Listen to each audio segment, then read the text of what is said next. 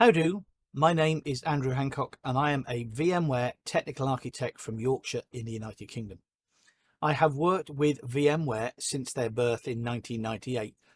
So that's been a quarter of a century now. I've been working with the VMware product catalogue. Some of my close friends say if you cut Andy in half, it reads VMware like a stick of rock from Blackpool Pleasure Beach.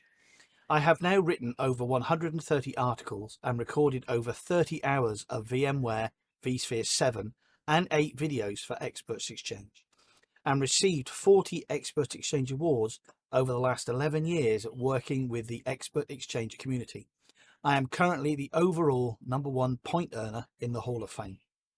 I am honoured to have been accepted into the VMware vExpert program since 2011, and I'm currently a VMware vExpert Pro for the last 4 years.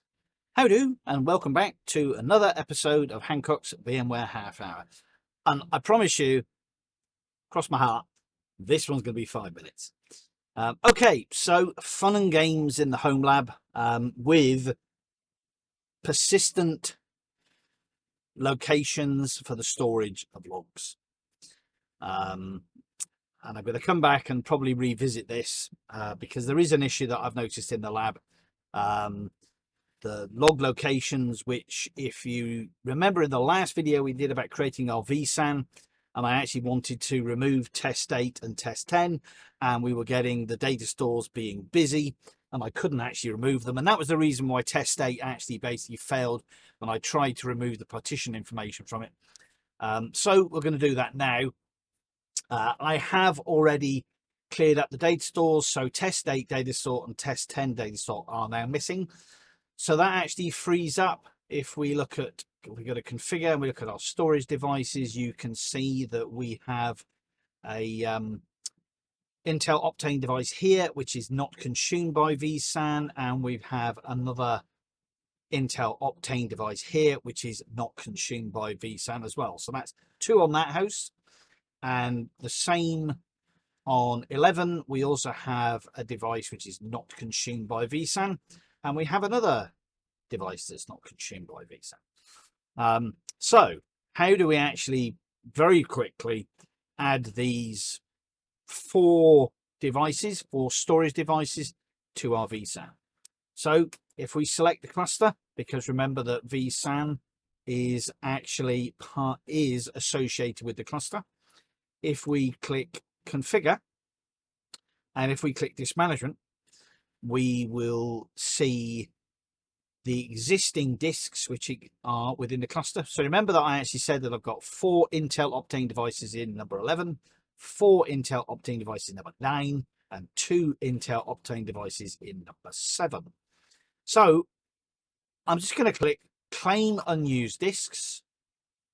These have had the data stores unmounted, the data stores deleted, and I've also erased the partitions as well. So as far as vSAN's concerned, they are virgin disks. And if you look back at the video that I did previously about, they are formatted to a 512 byte sector size so that they can be recognized within the ESXi, which is another video I did previously. So you can see here that VMware vCenter Server has already it already understands that these are all flash. It knows that we want to add all these to capacity tier. So I'm just going to hit create, and hopefully that will increase our vSAN storage. So if I just kind of go back quickly to our monitor and I have a little look at our capacity here. So you can clearly see we currently use 269 gig and we've got 1 terabyte in use. So I'm going to go to configure. We're going to go to disk management. I'm going to go claim unused disks. It's good to expand that out. They're all going to be used for capacity, and I'm going to click create. And I'm just going to sit and wait for all those disks to be formatted, jiggled around, added to the vSAN cluster, and hopefully, fingers crossed, we're not going to get any error messages, and all those capacity disks are going to be added appropriately, and our storage capacity is going to change. So while that's happening in the background, I'm just going to put out a thanks again to Mr. vSAN, Simon Todd, and Matt Mancini at vExpert in working with Intel to get the experts in the vExpert program some lovely, shiny Intel Optane discs that are demo discs from Intel. So, finished. So if we now actually have a little look, we can see that discs in use 4 of 4 on number 9, 4 of 4 on 11, and we've only got 2 in number 7.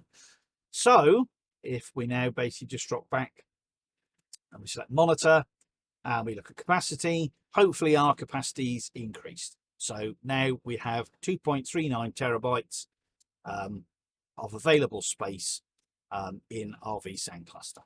That's it. I told you it was going to be quick. And my reckoning, I've just gone over 5 minutes by a few seconds.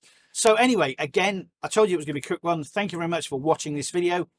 Come back soon and watch some more. Maybe we'll revisit the persistent logging location if you really want to deep dive into that and you want to see me scratch my head for hours and hours and hours and hours and hours trying to work out what on earth is actually going on. But anyway, so thanks very much for watching and goodbye.